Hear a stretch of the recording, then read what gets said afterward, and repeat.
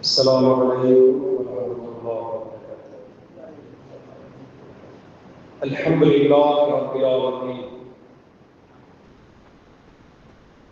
والصلاة والسلام على أشرف الأنبياء والمرسلين حبيب رب العالمين وخاتم النبيين سيدنا مولانا محمد صلى الله عليه وسلم عبده ورسوله وما بعد. فقد قال الله سبحانه وتعالى في القرآن العظيم والفرقان المجيد: كم من فئة قليلة غلبت فئة كثيرة بإذن الله والله مع الصابرين. وقال نبينا عليه الصلاة والسلام: لا تتمنوا لقاء العدو فسلوا الله العافية أو كما قال عليه الصلاة والسلام. سبحانك لا علم لنا إلا ما علمتنا إنك أنت العليم الحكيم. சர்வ புகழும் புகழ்ச்சியும் நம்மையெல்லாம் படைத்து வளர்த்து பாதுகாக்கிற ஏக இறைவனாகிய அல்லாஹ் ஜல்ல ஷானஹு தஆலா ஒருவனையே சார்ந்தவர். ஸலவாத்தும் ஸலாமும் நமது உயிரினும் மேலான கண்மணி நாயகம் ஸல்லல்லாஹு அலைஹி வஸல்லம் அன்னவர்கள் மீதும், அன்னவர்களின் பரிசுத்தமான குடும்பத்தார்கள், உத்தம சத்திய சஹாபாக்கள், தாபீன்கள், தபஅ தாபீன்கள், அக்தாபுகள், அவுலியாக்கள், நாதாக்கள், நல்லவர்கள் மற்றும் உண்டான நம் அனைவர்கள் மீதும் அல்லாஹ்வுடைய கருணையும் சாந்தியும் என்றென்றும் நின்று நிலவட்டுமாக. அன்பிற்குரிய அல்லாஹ்வின் நல்லடியார்களே, கடந்த ஒரு மாத காலமாக உலகமே தம்பித்து நிற்கக்கூடிய ஈரான் நாட்டின் மீது வல்லரசு என்று தன்னை மார்கட்டி கொள்ளக்கூடிய அமெரிக்காவும், அதோடு சேர்ந்து இஸ்ரேல் நாடும் தேவையில்லாத போரை தொடுத்து அந்த போரினுடைய பின்விளைவுகளால் முழு உலகமும் பொருளாதார வீழ்ச்சியையும் மிகப்பெரிய நெருக்கடிகளையும் சந்தித்திருக்கிற இந்த சூழலில் போர்களை பற்றி திருமறை குர்ஆன் என்ன சொல்லுகிறது, இஸ்லாத்தினுடைய நேர்மையான பார்வை போர் சம்பந்தமாக என்ன பேசுகிறது என்பதை நாம் ஒரு கணம் சிந்திக்க கடமைப்பட்டிருக்கிறோம். பொதுவாக இஸ்லாம் என்று சொன்னால் அதற்கு பெயர் அமைதி மார்க்கம் என்று பெயர். இஸ்லாம் என்கிற வார்த்தைக்கு சாந்தியான மார்க்கம், அமைதியான மார்க்கம் என்று அதற்கு பெயர். யார் அதை ஏற்றுக்கொண்டிருக்கிறார்களோ அப்படிப்பட்ட முஸ்லிம்களுக்கு முஸ்லிம் என்ற பெயர், இஸ்லாத்தை ஏற்றுக்கொண்ட அந்த மக்களுக்கு முஸ்லிம்கள் என்று பெயர். முஸ்லிம் என்று சொன்னால் அபயமளிப்பவர், சாந்தியானவர், அவர்களால் பிறருக்கு எந்த விதமான தொந்தரவும் ஏற்படாத ஒரு மனிதர் என்றுதான் அதற்கு பெயர். அதே போன்று உங்களுக்கு மத்தியிலே அடிக்கடி சலாம் சொல்லிக் கொள்ளுங்கள் என்று இஸ்லாம் சொல்கிறது. அஸ்ஸலாமு அலைக்கும் என்று சொன்னால் உங்கள் மீது சாந்தி நிலவட்டுமாக, உங்களுக்கு அமைதி ஏற்படட்டும் என்கிற நன்மாராயத்தை இஸ்லாம் அடிக்கடி சொல்லுகிற மார்க்கம். எனவே இஸ்லாம் என்பது வன்முறையை செய்கிற மார்க்கம் அல்ல, வன்முறையை விரும்புகிற மார்க்கமும் அல்ல. நபிகள் பெருமானார் ஸல்லல்லாஹு அலைஹி வஸல்லம் கூறினார்கள்: லா தத்தமன்னௌ லிகால் அதுவி, நீங்கள் போர்க்களத்துக்கு சென்று எதிரிகளை சந்திக்க வேண்டும் என்று ஆசைப்படாதீர்கள். நபி ஸல்லல்லாஹு அலைஹி வஸல்லம் வார்த்தை பெருமானார் சொன்னார்கள், லா தத்தமன்னௌ லிகாஅல் அதுவி, நீங்கள் போர்க்களத்திலே சென்று எதிரிகளை சந்திக்க வேண்டும் என்று நீங்கள் ஆசைப்பட வேண்டாம் என்று பெருமானார் சொன்னார். அதாவது வலிக்க சண்டைக்கு போகக்கூடாது. அதே நேரத்தில் ஒருவன் போரை திணிப்பானையானால் நம்ம கோழைகளாக இருக்கிறோம் என்று பயந்து போயிடக்கூடாது.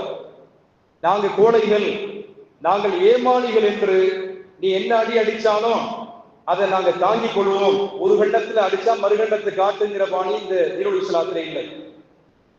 எனவே உலக நெறிமுறைகளுக்கு, உலக நாட்டு மக்களுக்கு இஸ்லாம் சொல்லுகிற போர் நெறிமுறைகள் குறித்து நாம் சிந்திக்க இந்த ஜுமாவை கடமைப்பட்டிருக்கிறோம். அன்பிற்குரிய அல்லாஹ்வின் நல்லடியார்களே, நபிகள் நாயகம் ஸல்லல்லாஹு அலைஹி வஸல்லம் அன்றைய அரபு தேசத்திலே ஏகப்பட்ட பிரச்சனைகளுக்கு மத்தியிலே ஒரு சின்ன பிரச்சனை சொன்னால் அதற்கு பல வருடக்கணக்கிலே சண்டை செய்வார்கள் அந்த அரபிகள். பக்கத்து வீட்டில் உள்ள மரத்தினுடைய எடை உதிர்ந்து அடுத்த வீட்டில் வந்து விழுந்தால் அதற்கெல்லாம் சண்டை வரும். போர் வழியில ஒருத்தன் தெரியாமல் எச்சியை துப்பிட்டா அதற்கு பெரிய பிரச்சனையை பண்ணி பெரிய வருடக்கணக்கிலே சண்டை ஓட்டவர்களாக இருக்கிறார்கள். உலகளாவிய அளவிலே அரபிகள் என்று சொன்னாலே அவர்கள் வாளை எடுத்து சண்டை செய்யக்கூடிய மக்கள் என்றுதான் கருதி கொண்டிருக்கிறார்கள். அப்படிப்பட்ட மக்களுக்கு மத்தியில் தான் சண்டை வேண்டாம் என்று சமாதான புருஷராக எம்பெருமானார் ஸல்லல்லாஹு அலைஹி வஸல்லம் சமாதானத்தை பரப்புவதற்காக அவர்களை அல்லாஹ் நபியாக அனுப்பி வைத்தார். கண்டதே காட்சி கொண்டதே கோலம் என்று தன்னுடைய சுய விருப்பத்திற்கான வாழ்க்கையாக வாழ்ந்து கொண்டிருந்தவர்கள் தான் அந்த அரபிகள்.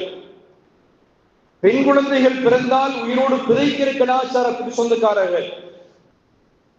பல நூற்றுக்கணக்கான வருடங்கள் கடந்த மதுகளை குடிப்பதில் பெருமை பேசக்கூடியவர்கள். வாளை எடுத்து பல ஆண்டுகள் சண்டை செய்வதில் வல்லவர்களாக திகழ்ந்தவர்கள். எனவே சண்டை செய்வதில் தான் எங்களுக்கு பெருமை என்றும் அன்றைக்கு மாறுதற்கு கொண்ட இப்பேற்பட்ட சமுதாயத்திலேதான் நபிகள் நாயகம் ஸல்லல்லாஹு அலைஹி வஸல்லம் நீங்கள் சண்டை சச்சரவுகள் செய்து கொள்ள வேண்டாம், நீங்கள் ஒருத்தருக்கு ஒருத்தர் பிணைங்கிக் கொள்ள வேண்டாம், ஒரு கூட்டம் இன்னொரு கூட்டத்தாரோடு சண்டை செய்ய வேண்டாம் என்பதாக ரசூல் ஸல்லல்லாஹு அலைஹி வஸல்லம் அவர்களுக்கு மத்தியிலே சமாதானத்தை உண்டாக்கக்கூடிய நன்னோக்கத்திலே தான் அல்லாஹ் நபி ஸல்லல்லாஹு அலைஹி வஸல்லம் இறை தூதராக அனுப்பி வைத்தான் என்று வரலாறுல நாம் பார்க்கிறோம். திருமறையில குர்ஆனும் அதைத்தான் சொல்கிறது. நபிகள் பெருமானார் ஸல்லல்லாஹு அலைஹி வஸல்லம் அவங்க இளைஞராக இருந்த வேளையில, அவங்க இன்னும் நபியாகிறதுக்கு முன்னால ஒரு நடந்த சம்பவத்தை வரலாற்று ஆசிரியர்கள் பதிவு செய்யறாங்க. ரசூல் ஸல்லல்லாஹு அலைஹி வஸல்லம் அவங்க இளைஞராக இருந்த அந்த நேரத்துல கஅபத்துல்லா பள்ளிவாசல் ஒரு முறை இடிந்து விழுந்து தரைமட்டமாகிவிட்டது, சிதிலம் அடைந்திருந்தது. அது இடிந்து விழுந்து தரைமட்டமாக ஆகிவிட்டது. இப்பொழுது குறைஷிகளுக்கு தங்களுக்குள்ளாலே பேசிக்கொண்டார்கள். குறைஷிகள்ல பெரும்பெரும் குடும்பத்தை சார்ந்தவர்கள் இருக்கிறார்கள். இடிந்து சிதிலமடைந்த இந்த கஅபத்துல்லா பள்ளிவாசலை நாம் கட்டியாக வேண்டும் என்று பியூர் ஹலாலான காசை வைத்து அன்றைக்கு அந்த கஅபத்துல்லாவை கட்டி முடிச்சாங்க. கஅபா கட்டி முடிக்கப்பட்ட பின்னாலே ஹஜருல் அஸ்வத் என்று சொல்லப்படுகிற ஒட்டுமொத்தமான முஸ்லிம்கள் எல்லோரும் உணர்ந்திருக்கிற அந்த அஸ்வத் கல் என்று சொன்னால் என்னென்று தெரியும். அது சுவர்க்கத்திலிருந்து ஜிப்ரீல் அலைஹிஸ்ஸலாம் அவர்களால் கொண்டு வந்து கஅபாவுடைய மூலையிலே நட்டி வைக்கப்பட்டிருந்தது. பெருமானார் ஸல்லல்லாஹு அலைஹி வஸல்லம் அந்த கஅபாவுடைய ஓரத்தில் இருக்கக்கூடிய அந்த அஸ்வத் கல்லை யாராவது முத்தமிடுவார்கள் என்று சொன்னால் நாளை மறுமை கியாமத்து நாளையிலே பலஹு ஐனானி, அதற்கு 2 கண்கள் இருக்கும் என்று பெருமானார் சொன்னார்கள். பலஹு லிசானுன், அது பேசக்கூடிய ஒரு நாவு ஒன்று மறுமையிலே அல்லாஹ் தருவான் என்று அந்த கல்லுதான் அது. அந்த கல்லை பார்த்து பெருமானார் ஸல்லல்லாஹு அலைஹி வஸல்லம் இந்த அஸ்வத் கல்லுக்கு நாளை மறுமையில் கியாமத்து நாளையிலே பார்க்கும்படியான 2 கண்களை எல்லாம் வைத்திருக்கிறார். அது பேசக்கூடிய ஒரு நாவையும் அல்லாஹ் தருவான் என்று பெருமானார் சொன்னார்கள். தன்னை யாரெல்லாம் தொட்டு முத்தமிட்டார்களோ அல்லது தூரத்தில் இருந்து கொண்டு அருகிலே வர முடியாத நிலையில் இருந்தாலும் அதை நோக்கி பிஸ்மில்லாஹ் அல்லாஹ் அக்பர் என்று சொல்லி அதை முத்தமிடுவதற்கு இஷாரா செய்திருந்தாரோ அப்படிப்பட்டவரை மறுமையில கியாமத்து நாளையிலே அந்த கல் அந்த ஹாஜியை பார்த்து சொல்லும், யா அல்லாஹ் இவர் என்னை முத்தமிட்டார், எனவே நான் அவருக்கு சாட்சி சொல்கிறேன், அவரை சுவர்க்கத்துக்கு அனுப்புவாயாக என்று அந்த கல்லு சாட்சி சொல்லும் என்று பெருமானார் சொன்னார்கள். எனவே அஸ்வத்து கல்லினுடைய வாழ்நாளிலே ஒரு முறையாவது நேரடியாக தலை பதித்து முத்தம் விட்டுவிடக் கூடாதா என்று உலக முஸ்லிம்கள் எல்லாம் அதன் மீது ஒரு தனி காதலையும் பிரியத்தை வைத்திருக்கிறார்கள். காரணம், பெருமானார் ஸல்லல்லாஹு அலைஹி வஸல்லம் தான் தொட்டு தன்னுடைய நாவினாலே அதை முத்தமிட்டிருந்தார்கள் என்று ஹதீஸிலே பார்க்கிறோம். அப்படிப்பட்ட அந்த கல் இருக்கிற காபத்துல்லா கட்டி நிறைவு செய்யப்பட்ட பின்னாலே இப்ப இந்த அஸ்வத்து கல்லை தூக்கி அந்த ஓரத்துக்கு வைக்கணும். இதற்கு அந்த குறைஷிகளிலே பல்வேறு தரப்பினர்களும் கடுமையான சண்டை சச்சரவுகளில் ஈடுபட்டார்கள். நாங்க தான் அந்த கல்லை தூக்குவோம். குறைஷிகள் பலவிதமான குடும்பத்தாக இருக்கிறாங்களே, அந்த எல்லோரும் சேர்ந்து எங்களுக்குத்தான் அந்த பாக்கியம் கிடைக்க வேண்டும் என்று ஒருத்தருக்கு ஒருத்தர் சண்டை சச்சரவுகளில் ஈடுபட்டார்கள். கடைசியில் அந்த குறைஷிகளிலே உள்ள ஒரு பெரியவர் தீர்ப்பு சொன்னார், இன்ஷா அல்லாஹ் நாளை காலை அதிகாலையில நம்ம இந்த காபாவுக்குள்ளாலே மஸ்ஜிதுல் ஹரமுக்குள்ளாலே உள்ளே நுழைவோம். நமக்கு முன்னாலே யார் இந்த பள்ளிவாசல்ல ஃபர்ஸ்ட் வந்திருக்கிறாரோ அவரை இந்த பிரச்சனைக்கான தீர்மானராக ஏற்றுக்கொள்ளலாம், அவர் சொல்லக்கூடிய தீர்ப்பை நாம் ஏற்றுக்கொள்வோம் என்று சொல்லி முடித்தார்கள். சபை கலைந்தது.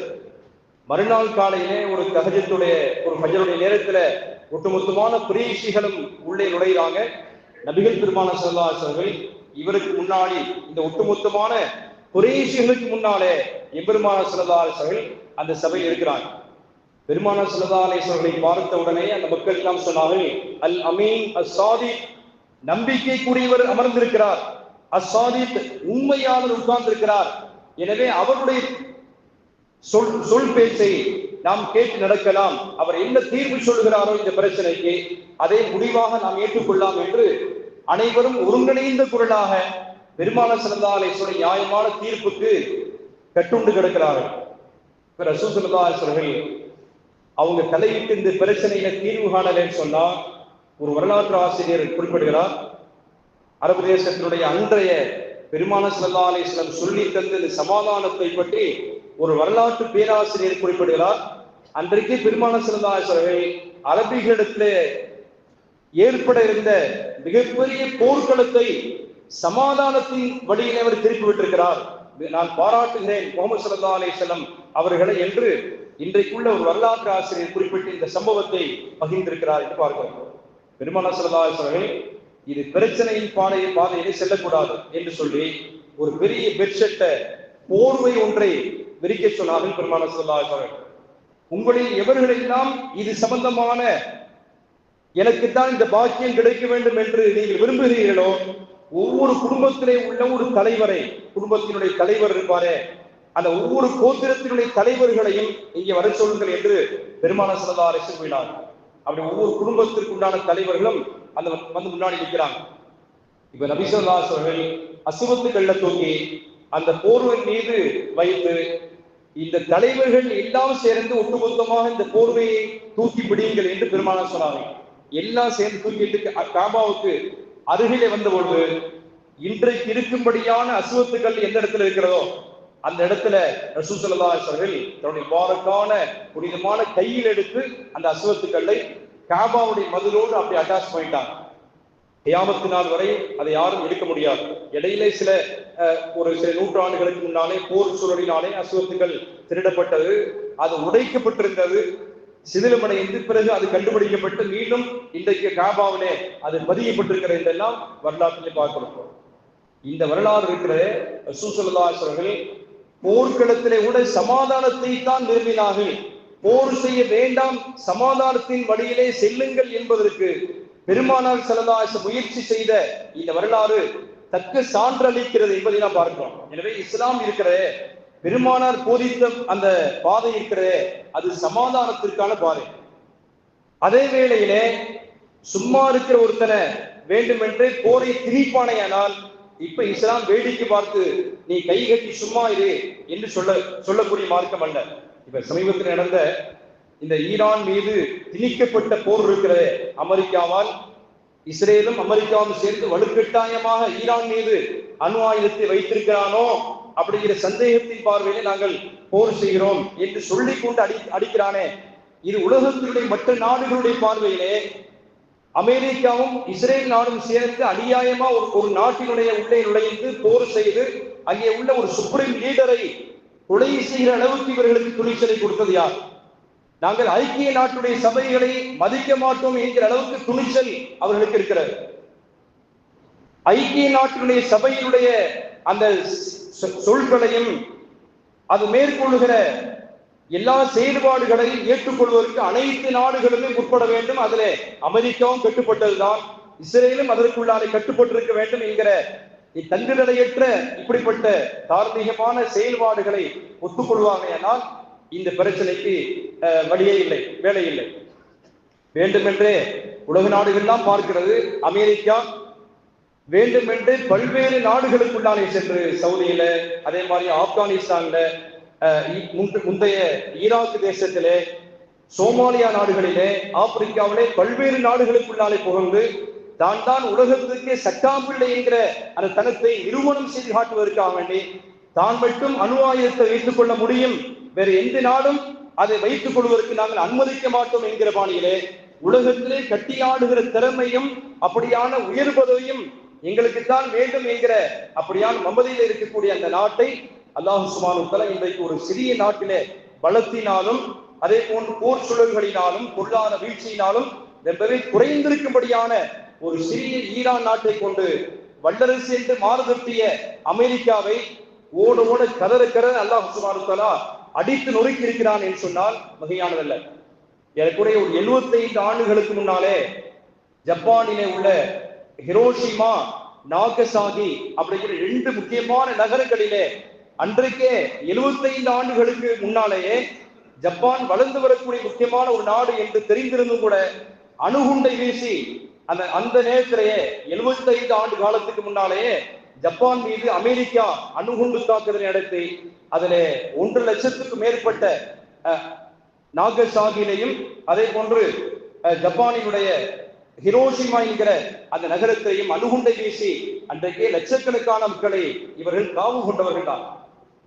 எனவே போர் என்கிற சூழலிலே நேர்மையும் நீதியும் பார்த்துதான் நாம் நியாயத்தை முடிவு செய்ய வேண்டுமே ஒழிய ஈரான் வாசிகள் முஸ்லிம்களா இருக்கிறாங்க என்பதற்காக வேண்டி அவர்களுக்கு சப்போர்ட்டோ அல்லது அமெரிக்கா இப்பொழுது கெஞ்சி கொண்டிருக்கிறது என்பதற்காக வேண்டி அதன் மீது இறக்கமோ நாம் படக்கூடாது. இஸ்லாம் எந்த நேர்கோட்டை நமக்கு சொல்லித் தருகிறதோ அதன் அடிப்படையில் நாம் நியாயத்தை பேச வேண்டும் என்பதை உலக நாடுகள் சிந்தித்து பேசியாக வேண்டும். அன்றைக்குரிய அல்லாஹ் நல்லடியார்களே, அமெரிக்கா எந்த ஒரு நாட்டிலே போய் இறங்கினாலும் மற்றவர்களை எல்லாம் தனக்கு கொத்தடிமைகள் போன்று நினைத்து கொண்டு ஒரு நாட்டினுடைய வளத்தை சுரண்டுவதற்காக வேண்டி ஒரு நாட்டினுடைய கனிம வளங்களையும் அங்கே உள்ள பெட்ரோல் வளங்களையும் இன்னும் பிற வளங்களை எல்லாம் தனதாக்கி கொள்ள வேண்டும் என்பதற்காக வேண்டிய முயற்சிகளை வலுக்கட்டாயமாக கட்டமைத்துவிட்டு ஒவ்வொரு நாடுகளையும் இதே போன்று செய்துதான் பல்வேறு நாடுகளை, அதிலும் சொல்ல போனால் வளைகுடாவிலே உள்ள சவுதி அரேபியா போன்ற, துபாய் போன்ற, பஹ்ரைன் போன்ற, கத்தார் போன்ற இப்படி பல்வேறு நாடுகளை தனதாக்கி கொண்டிருக்கிறது என்று சொன்னால் வகையானதல்ல. அல்லாஹ்வுடைய கிருபையினால் நேட்டோ என்று சொல்லப்படுகிற அந்த நாட்டினுடைய படைகளை துரத்துகிற ஆற்றலையும் தைரியத்தையும் அதற்கான ஈமானிய வலிமையும் அல்லாஹ் சுப்ஹானஹு வ தஆலா இந்த ஈரான் நாட்டுக்கு வழங்கியிருக்கிறார். எல்லா நாட்டையும் மாறியாக ஈரானுக்குள்ளாலே மற்ற நாடு போலதான் ஈரான் என்று நினைத்து நாய் இருக்கிற அப்படி ஒவ்வொன்றா மோந்து பார்த்துட்டு கடைசியில கரண்ட் கம்பத்தில் போய் நாக்க வைக்கும். அப்ப திடீரென்று சாக்கடித்த பின்னாடிதான் அப்ப இதுக்குள்ள ஏதோ விஷயம் பெருசா இருக்கிறது போல என்று ஓட்டம் எடுத்து வரும். இதே மாதிரியாக அமெரிக்கா என்ன செய்யறான்னு சொன்னால் ஒவ்வொரு நாடுகளுக்குள்ளாலே புகுந்து அதில் உள்ள கட்டமைப்புகளை சிதைத்து விட்டு தன்னுடைய அடிமை போன்று நடத்துகிற இப்படியான பாணியைத்தான் அமெரிக்கா எடுத்திருந்தது. அதே பாணியைத்தான் ஈரானுக்குள்ளானே நுழைத்து நாம் செய்ய வேண்டும் என்று ஆசைப்பட்டது. ஆனால் விஷயம் பூதாகரமாக மாறி உலக நாட்டையே தம்பிக்க வைக்கும்படியான ஹுர்முஸ் கால்வாய், அங்கே தான் கச்சா எண்ணெயினுடைய பெரும்பகுதியான கப்பல்கள் வந்தாக வேண்டும் என்கிற அந்த நிலையிலே அந்த பாதையை எங்களால் மூட முடியும், உலக நாட்டை ஸ்தம்பிக்க வைக்க முடியும் என்கிற ஆற்றலும் தன்னம்பிக்கையும் ஈமானுக்கான அந்த ஸ்திரத்தன்மையும் எங்களிடத்தில் இருக்கிறது என்பதை இன்றைக்கு உலகம் அமெரிக்கா வரை, இஸ்ரேல் நாடு வரை ஈரான் இடத்துல கெஞ்சுகிற நிலைமைக்கு அல்லாஹ் சுப்ஹானஹு வ தஆலா ஆளாக்கிட்டான் என்று சொன்னால் வகையான வார்த்தை அல்ல. உலகத்தில் எல்லா மக்களுமே பாருலகில் போர் இல்லாத நிலையை தான் ஆசைப்படுகிறார்கள். அதைத்தான் ஈரானும் ஆசைப்படுகிறது.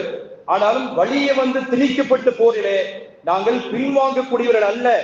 எங்களுடைய நாட்டினுடைய எத்தனை சுப்ரீம் லீடர்கள் காவு வாங்கப்பட்டாலும் சரிதான், நாங்கள் சளைக்காமல் ஈமான் என்கிற அந்த உரத்தை ஏற்றிருக்கிற நாங்கள் வலுவோடு நாங்கள் உங்களை வல்லரசு நாட்டை மண்ணை கருவ வைப்போம் என்கிற அளவுக்கு இன்றைக்கு தாறுமாறான அடி அடித்துக் கொண்டிருக்கிற காட்சியை நாம் பார்த்து உலகத்தில் உள்ள எல்லா மக்களும், முஸ்லிம்கள் மட்டுமல்ல, அமெரிக்கா எங்க போய் வளர்ந்தாலும் இந்த காரியத்தான் செய்யலாம் அப்படிங்கிறதுனால உலகத்தின் பெரும்பான்மை மக்கள் ஈரான் அமெரிக்காவையும் இஸ்ரேலையும் அடித்து நொறுக்குகிற அந்த காட்சியை பார்த்து மனதிலே புலகாங்கிதம் சந்தோஷம் அடைந்திருக்கிறார்கள்.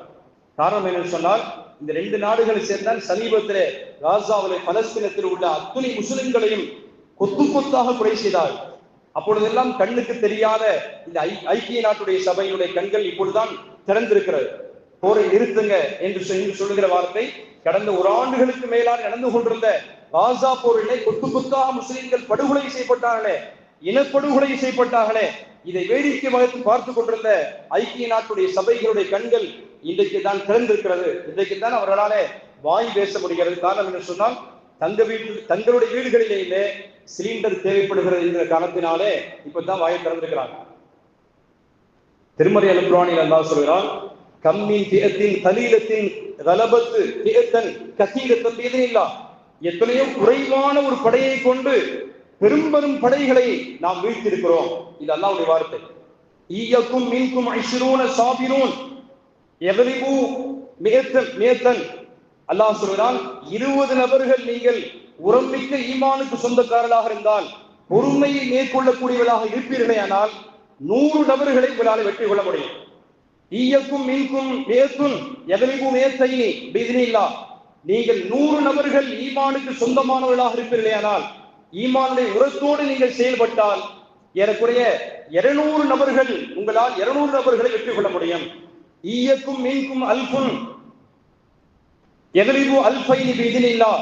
உங்களில் 1000 நபர்கள் இருப்பீர்களே, ஆனால் எதிரிகளிலே 2000 பேர்களை தோற்கடிக்க முடியும். ஈமானுடைய உரம் இருக்கும் என்று சொன்னால் என்று திருமறை அல்-குர்ஆன் சொல்கிறது. இப்ப அந்த தன்மைக்குத்தான் ஈரான் வாசிகள் வந்திருக்கிறார்கள். ஈரான் நாட்டவர்கள் அவங்க ஷியா முஸ்லிம் என்கிற கணக்கை நாம் பார்க்க வேண்டிய தேவையில்லை. அந்த அல்லாஹ்விடத்திலே உள்ள விசாரணைக்கு பின்னாலே அவர்கள் பதில் சொல்வார்கள். அல்லாஹ்வை ரசூலையும் ஏற்றுக்கொண்டிருக்கிறார்கள். அதுக்கு மேலாலே சஹாபாக்களுடைய விஷயத்திலே அந்தஸ்திலே கருத்திலே கொஞ்சம் முன்பின்னா உள்ளவர்கள் தான் ஈரான் வாசிகள், ஷியாக்கள். அதிலே இப்ப உள்ள ஷியாக்களை விட முன்னாலே உள்ள ஷியாக்கள் அப்படிப்பட்டதிலே நம்ம பிடிவாதத்தோடு இருந்திருக்கிறார்கள். ஆனா இப்ப எல்லாம் ஓரளவுக்கு மார்க்கத்தை கற்றறிந்த வல்லுநர்களும் மிக பெரும் பேரறிஞர்களும் அங்கே இருக்கக்கூடிய ஒரு முக்கியமான நாடு. நபிகள் நாயகம் ஸல்லல்லாஹு அலைஹி வஸல்லம் காலத்திலேயே ஈரான் நாடு வல்லரசு நாடு என்று குர்ஆன் சொல்கிறது. சூரத்து ரூம் அப்படின்னு ஒரு சூரா குர்ஆன்ல இருக்கிறது. சூரத்து ரூம் என்கிற அந்த ஜுஸுவிலே, அந்த சூராவிலே அல்லாஹ் சொல்கிறான், உலிபத்திர் ரூம் வஹும் மின் பஅதி கலபிஹிம் சயக்லிபூன். பெருமானார் ஸல்லல்லாஹு அலைஹி வஸல்லம் வாழ்ந்த காலத்திலேயே அன்றைக்கு ஈரான் நாடு வல்லரசு நாடு என்று அல் குர்ஆன் பதிவு செய்கிறது. அந்த ஈரான் நாட்டுக்கும் ரோமாபுரிக்கும் இன்றைய இத்தாலி நாடு இருக்கிற அதற்கு மத்தியில் ஏற்பட்ட ஒரு பிரச்சனையிலே 1400 வருஷத்துக்கு முன்னாலேயே பெருமானார் வாழ்ந்த காலத்திலே அன்றைய ஈரான் நாடு ரோமானிய சாம்ராஜ்யத்தை வீழ்த்தி வெற்றி கண்டது என்பதை திருமறை அல்-குர்ஆனில் அல்லாஹ் சொல்கிறார். எனவே அன்றைக்கே வல்லரசாக உள்ளவர்கள் இன்றைய வல்லரசுகளை எல்லாம் அதை பொறுத்த வரைக்கும் சாமானியமானதுதான் என்பதிலே எவ்விதமான சந்தேகமில்லை. நமது இந்திய திருநாட்டை வெள்ளைக்காரன் கடந்த 300 வருஷத்துக்கு முன்னாடி தான் அவன் ஆக்கிரமிச்சான். அதுக்கு முன்னால 800 ஆண்டு காலங்களாக முகலாயர்களை இந்திய சாம்ராஜ்யத்தை ஆண்டவர்கள். முகலாயர்கள் யார் என்று சொன்னால் அவர்கள் தான் பாரசீகர்கள். பாரசீக பேரரசு தான் இந்த இந்திய தேசத்தை சிதறி கிடந்த பல்வேறு தேசங்களாக குறுநிலங்களாக கிடந்த பல்வேறு மாநிலங்களையும் தேசங்களையும் எல்லாம் ஒன்றிணைத்து இதையெல்லாம் இந்திய தேசமாக உருவாக்கிய பெருமை முகலாயர்களுக்கு தான் சேரும்.